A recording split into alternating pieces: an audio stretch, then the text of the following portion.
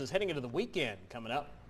The Bicycle and Pedestrian Advisory Committee met today to discuss with ALDOT bicyclist and pedestrian-friendly routes to the proposed I-10 bridge. Local 15's Medupe Doe spoke to bicyclists.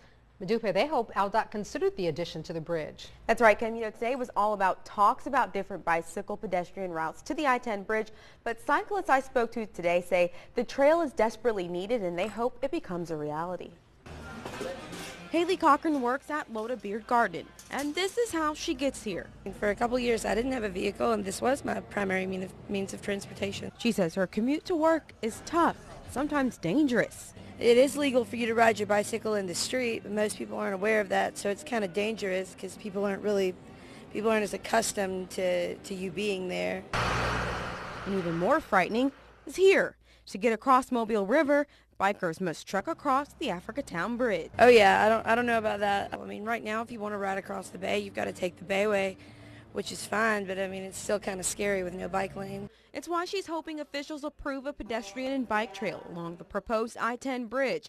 Today, the Metropolitan Planning Organization's Bicycle Pedestrian Advisory Committee met with ALDOT officials to discuss possible routes and a bike and pedestrian facility.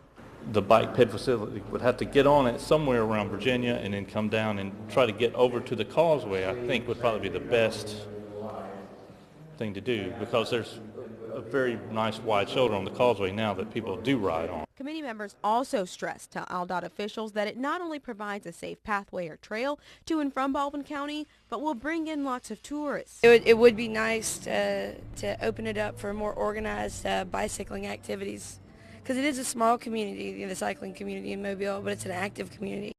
We asked ALDOT officials to give us an estimate on how much it would cost to add such an adjustment.